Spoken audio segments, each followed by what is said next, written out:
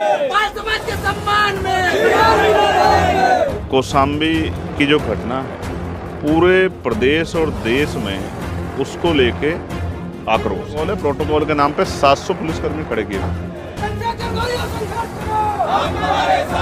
यहाँ से न्याय नहीं मिलेगा तो पार्लियामेंट के भी जो है दरवाजे हिला के रख दूंगा उस बेटी के सम्मान के लिए। ऐसा लगता है कि सच को छिपाने के लिए मुझे वहाँ जाने से रोका जाता है।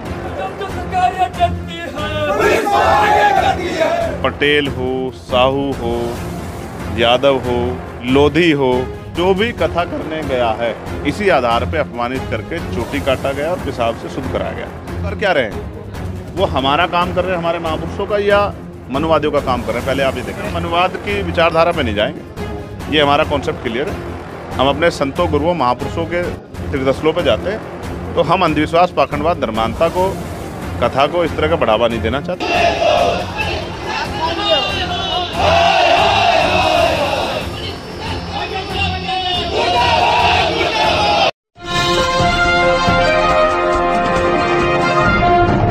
साथियों नमस्कार, मैं हूं नीरज पटेल और आप देख रहे हैं नेशनल जनमत।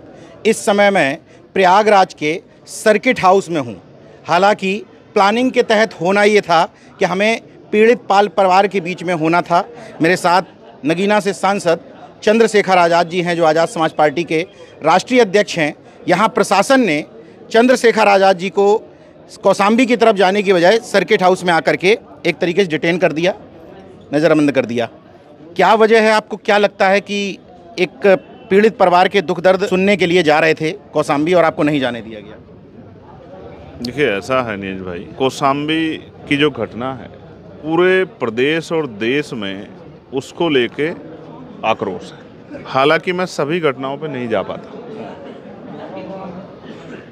तो कौशाम्बी में भी हमने अपना डेलीगेशन भेजा था, लेकिन डेलीगेशन ने जाके जो बताया, फिर मन में ये भाव उठे कि हमें जाके उस परिवार से मिलना चाहिए।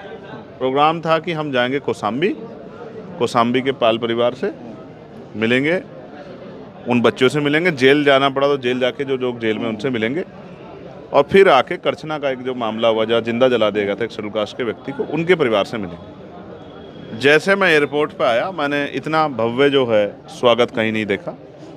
उन्होंने कहा साहब प्रोटोकॉल है, प्रोटोकॉल के नाम पे 700 पुलिसकर्मी खड़े किए हुए थे।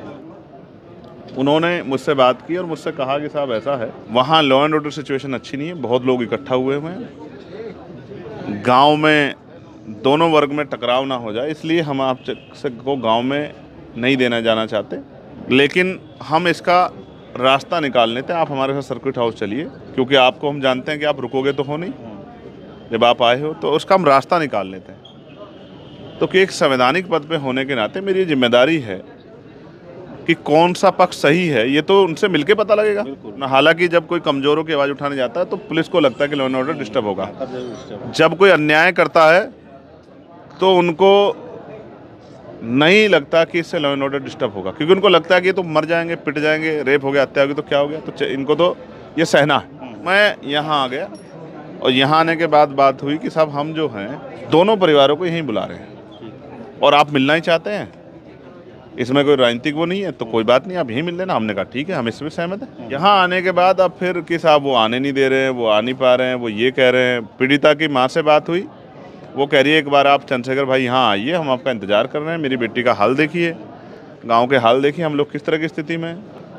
तो ये जो कंट्राडिक्शन है कि पुलिस कभी कहती है कि हम यहाँ बुला रहे हैं, कभी कहती है कि साहब वो आ नहीं रहे हैं, कभी कह रहे हैं कि वो मना कर रहे हैं, कभी कहते हैं किसी बड़े नेता का नाम कि उन्होंने उनको कह दिया वो ना आए, लेकिन उस परिवार को सुन के मुझे ऐसा लगा कि वो चाहता है कि मैं वहाँ आऊँ। मेरी ये मांग है कि क्या तो आप उनको यहाँ बुला दो या फिर मुझे जाने की छूट दे दो, चाहे मुझे अकेले को ले चलो, अपनी गाड़ी में ले चलो।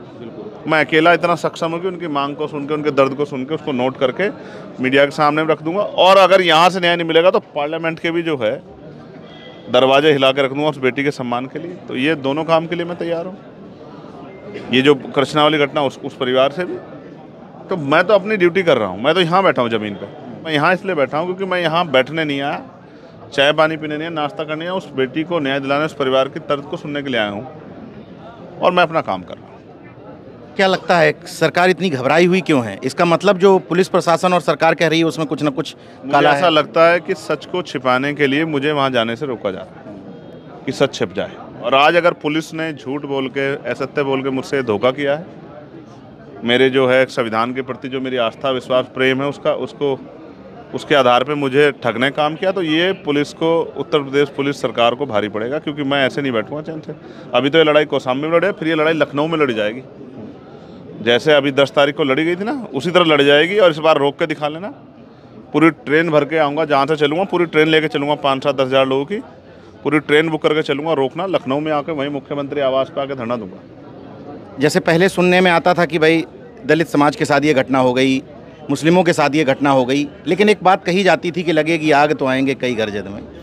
ऐसे दौर में आप आए हैं, एक पिछड़े वर्ग की परिवार की समस्या सुनने आए हैं। हाल फिलहाल में एक घटना और चर्चित होती है, यादव समाज के लोगों को जो कथा पढ़ने गए थे उनकी चुटिया काट दी जाती है। अब फिर तमाम तरह के आरोप लगने लगे। लोधी समाज के साथ भी घटना होती है। तो ये पिछड़े वर्ग के साथ इस दौरान जो घटनाएं हो रही हैं, इनको लेकर के क्या लगता है आपको कि अब रुख बदल गया है हवाओं का क्या? देखो, पहले तो आप ये समझ लो कि मैं तो चंद्रशेखर आज़ाद की घोषणा करके कह रहा हूँ, और मैं आज से नहीं कह रहा हूँ। मैं दलित, पिछड़ा, आदिवासी, मुसलमान मानता ही नहीं। मैं तो परिवार मानता हूँ। मैं तो बहुजन समाज को अपना परिवार मानता हूँ। मैंने कभी ना किसी की जाति पूछी, ना धर्म पूछा। मैंने बहुजन समाज के आधार का आंदोलन हम कर क्या रहे हैं? फूले, साहू, पेरियार, डॉक्टर अम्बेडकर, बाबा मान्यवर काशीराम साहब, मामला राम सुवर्मा, इन्हीं का तो आंदोलन चला रहे हैं। बाबू जगदेव प्रसाद कुशवाहा, जन्ना कपूरी ठाकुर, संतराम बी प्रजापति, बाबू शिवदयाल चौरसिया, इन्हीं का तो आंदोलन चला रहे हैं। चौधरी महाराज सिंह भारती। तो उन्होंने जब हमें बता दिया कि जातियां हम लोगों ने नहीं बनाई, जातियां तो हमें बांटने के लिए बनाई गई है कि बहुजन समाज खंडित रहे, तो मैं तो मानता नहीं हूँ। लेकिन मैं आपको ये कहना चाहता हूँ, आपने बात की है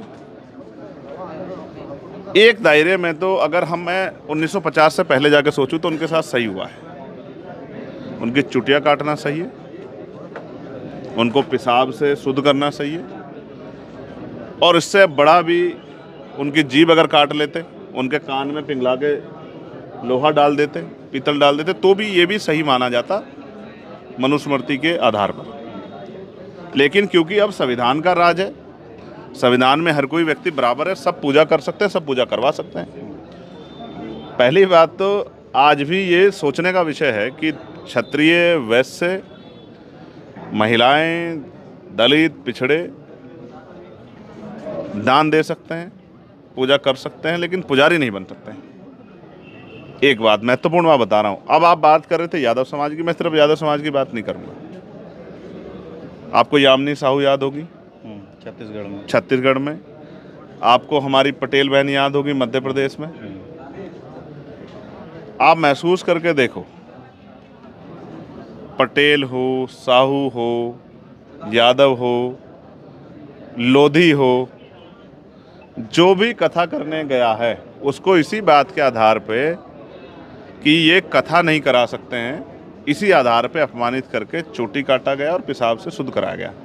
हालांकि मेरी इस बात में वैचारिक असहमति है। मैंने उन पर अन्याय हुआ, इस बात में तो मैं उनके साथ खड़ा हूँ। सभी मामलों पे मैंने संज्ञान लिया है।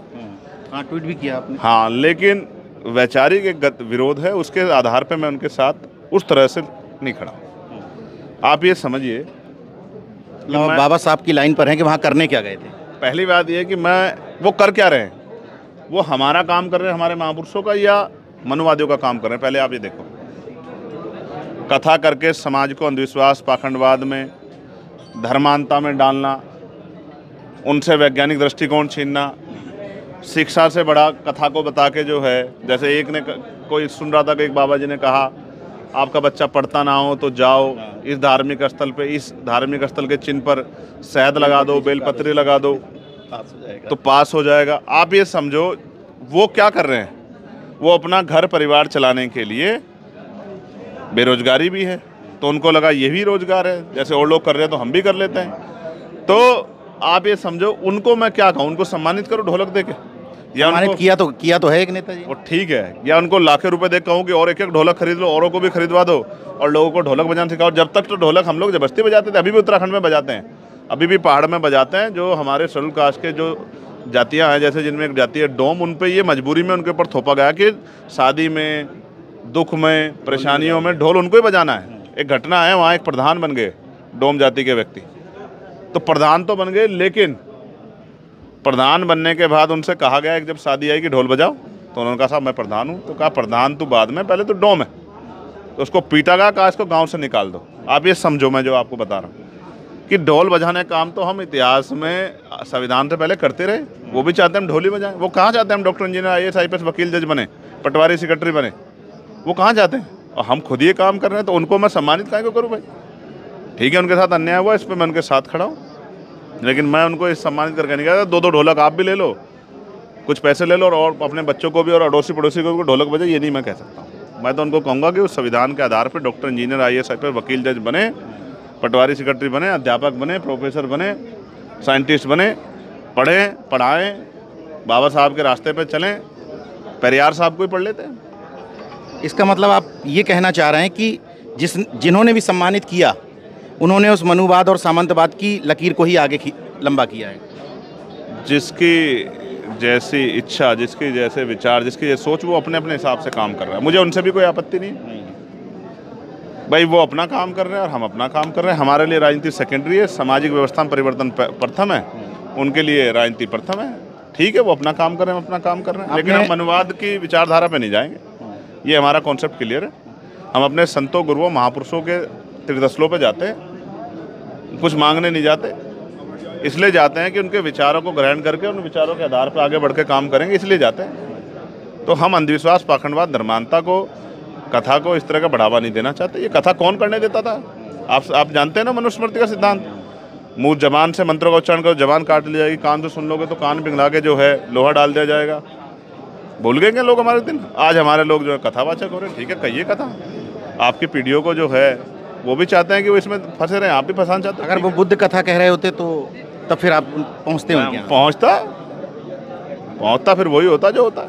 आप समझिए ना, वो बुद्ध कथा कहते, वो रविदास कथा कहते, वो कबीर कथा कहते, वो नानक जी की बात करते, वो संत गाडगे जी की बात करते, वो नारायणा गुरु की बात करते, वो ओम प्रकाश वाल्मीकि जी की बात करते, वो जो और ब्रह्मानंद लोधी जी की बात करते, वो जो तमाम महापुरुष हैं, बाबू शिवदयाल चौरसिया की बात करते, तो मैं जाता, उनकी लड़ाई लड़ता।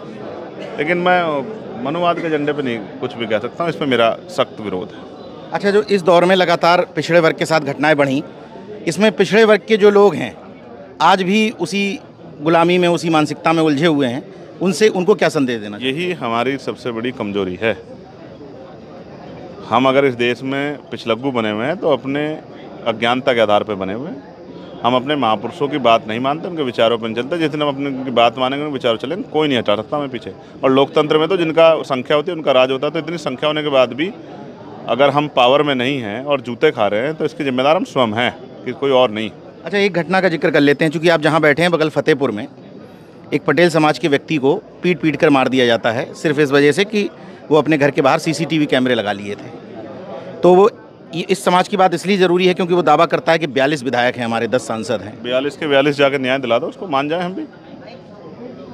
42 नहीं, 420 भी होते तो 420 वाला ही काम होता, ठगा ही जाता समाज।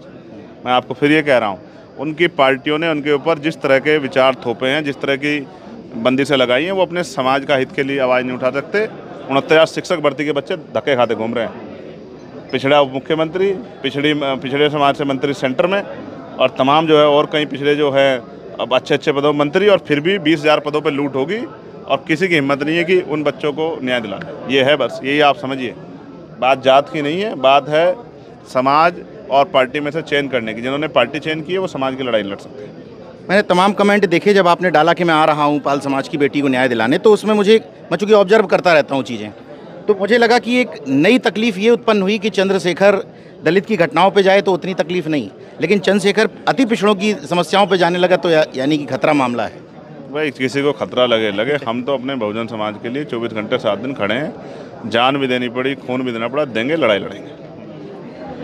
कुल मिलाकर के सांसद चंद्रशेखर आज़ाद जी यहाँ धरने पर बैठ गए हैं। उनका स्पष्ट कहना है, प्रशासन से मांग है कि या तो मुझे वहाँ जाने दो या मेरे परिवार को यहाँ लेकर के आकर के मुझसे मिलवाओ। पिछड़े वर्ग के साथ जो घटनाएं हो रही हैं उस पर भी उन्होंने एक अलग लकीर खींच दी है। उन्होंने कहा कि जिस यादव समाज के साथ ये घटना हुई, अगर वो बुद्ध कथा, रविदास कथा कह रहा होता तो मैं 100% यहीं से, इलाहाबाद से ही उनसे मिलने जाता। लेकिन चूंकि वो मनुवादी व्यवस्था को आगे बढ़ाने के लिए काम कर रहे थे, इसलिए संवैधानिक तौर पर तो उनसे सहानुभूति है, लेकिन वैचारिक तौर पर उनसे असहमति भी है। ये जो राजनीतिक लाइन है स्पष्ट तौर पर, इसी के लिए सांसद चंद्रशेखर आज़ाद जाने जाते हैं। देखते रहिए नेशनल जनमत, जागरूक और सजग बने रहिए। जय विज्ञान, जय संविधान, जय लोकतंत्र। धन्यवाद।